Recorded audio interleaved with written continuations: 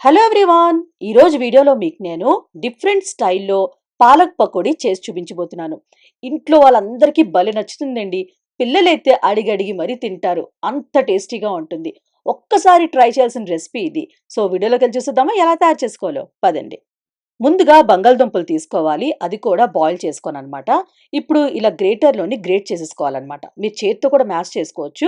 But చేత్తో mash చేసుకున్నారనుకోండి అక్కడక్కడ పెద్ద పెద్ద ఈ బంగాళదుంపల్లాగా ఉండిపోతాయనమాట. అందుకే మీరు ఇలా గ్రేటర్‌లో మ్యాష్ చేసుకున్నారనుకోండి ఎక్కడ కూడా మీకు పెద్ద ముక్కల్లా ఉండదు. చక్కగా మ్యాష్ అయిపోద్ది. ఇలా మొత్తం మ్యాష్ చేసిన తర్వాత మీరు ఉప్పు వేసుకోవాలి. నేనిక్కడ 1 టీ స్పూన్ వేసుకున్నాను. అలాగే 1 టీ స్పూన్ కారము, 1 టీ స్పూన్ ధనియాల పౌడరు, హాఫ్ టీ స్పూన్ జీలకర్ర పౌడరు, కొంచెం పసుపు, అలాగే చాట్ మసాలా ఒక 1 టీ స్పూన్ వేసుకోండి. తర్వాత పచ్చిమిరపకాయలు సన్నంగా కట్ చేసుకొని, కొత్తిమీర కొంచెం, అలాగే లాస్ట్‌లోని ఉల్లిపాయలు వేసుకోండి. కొంచెం చిన్నగా కట్ చేసుకొని వేసుకొని, ఇదంతా బాగా అంటే ఈ మసాలాలంతా బాగా కలిసినట్టు కలుపుకోవాలి.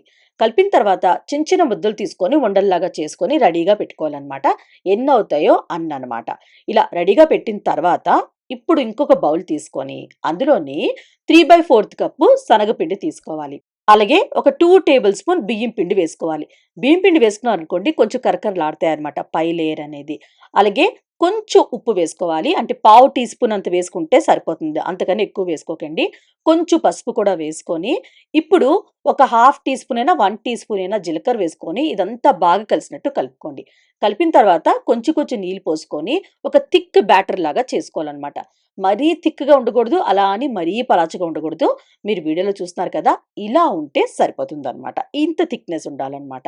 ఇలా మీరు స్పూను డిప్ చేసి వెనక్కి ఇలా తిప్పారనుకోండి అదొక లేయర్ లాగా ఉండాలన్నమాట. అలా ఉంటే సరిపోతుంది. ఇప్పుడు పాలకూర తీసుకోవాలి. అన్నీ ఒకే సైజులో తీసుకుంటే బెటర్ అండి. కొంచెం చిన్నదున్నా పర్లేదు గానీ, కొంచెం ఒకే సైజులో ఉన్నట్టు మాత్రం చూసుకోవాలి. ఇప్పుడు మనం ఆలు స్టఫ్ చేసుకొని ఉంచుకున్నాం కదా! ఆ బాల్స్ ఇలాగా పెట్టి మొత్తం సెట్ చేసుకోవాలన్నమాట పాలకూరకి. మొత్తం పాలకూర అంతా ఈ ఆలు స్టఫ్ వచ్చినట్టు చూసుకోవాలన్నమాట. ఇలా అన్నిటికి పెట్టిన తర్వాత ఇంకొక ఆకు తీసుకొని దాని మీద పెట్టి ఇలా ప్రెస్ చేయాలి. అది స్టిక్ అవ్వాలన్నమాట అంతే. మరీ గట్టిగా ప్రెస్ చేయకండి. లైట్‌గా ప్రెస్ చేసినా అది స్టిక్ అయిపోతాయి. ఇలాగే మీరు అన్నీ చేసుకోవాలి. అన్నీ చేసుకొని రెడీ పెట్టుకున్న తర్వాతే మీరు ఈ పాలక్ పకోడీ వేసుకోవాలన్నమాట. ఇలా అన్నీ రెడీ అయిన తర్వాత ఒక్కొక్కటి తీసుకొని ఈ శనగపిండి బ్యాటర్ ఉంది కదా! అందులో డిప్ చేసుకొని డైరెక్ట్‌గా ఆయిల్‌లో వేసేసుకోవడం అన్నమాట. జస్ట్ మొత్తం డిప్ అయినట్టు చూసుకోవాలి అంతే. బ్యాటర్ మరీ పలాచగా ఉందనుకోండి ఆకు కనిపిస్తదన్నమాట. సో, బ్యాటర్ ఎలాగుండాలంటే ఆకు కనిపించకూడదు. లేయర్‌లా ఫార్మ్ అవ్వాలన్నమాట. అలా బ్యాటర్ చేసుకుంటే సరిపోతుంది. ఇప్పుడు డైరెక్ట్ ఆయిల్‌లో వేసుకోవాలి. ఆయిల్ బాగా హీట్ అయిన తర్వాత ఫ్లేమ్‌ని మీడియంలో ఉంచుకొని ఇది ఒక్కొక్కటి ఇలా డిప్ చేసుకొని ఆయిల్‌లో వేసేసుకోవడమే.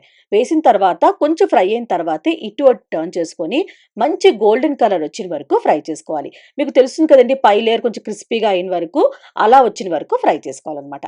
అండ్ ఇంకొక విషయం అండి, మన ఛానల్ 500Kకి దగ్గరలో ఉన్నాం. మీరు తొందరగా సబ్స్క్రైబ్ చేసుకున్నారనుకోండి తొందరగా 500K అయిపోద్ది. సో, సబ్స్క్రైబ్ చేసుకుంటారు కదా! సో, వెంటనే సబ్స్క్రైబ్ చేసుకోండి.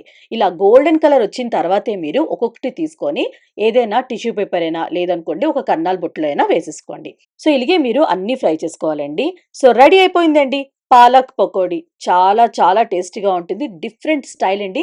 ఇప్పటి వరకు మీరు ఇలా చేయకపోయుండొచ్చు. సో, ఒక్కసారి ట్రై చేయండి మీకు నచ్చుతుంది. పిల్లలు కూడా ఇష్టపడి తింటారు. టొమాటో కెచప్ ఉందనుకోండి జస్ట్ డిప్ చేసుకొని తినండి సూపర్‌గా ఉంటుంది. ట్రై చేస్తారు కదా! ట్రై చేసాక నచ్చిందో లేదో కామెంట్ బాక్స్‌లో కామెంట్ చేయండి. అలానే లైక్ చేయండి, షేర్ చేయండి. ప్లీజ్ సబ్స్క్రైబ్ చేయడం మాత్రం మర్చిపోకండి. మనం నెక్స్ట్ వీడియోలో మీట్ అవుదాం ఇంకొక మంచి రెసిపీతో. Bye bye.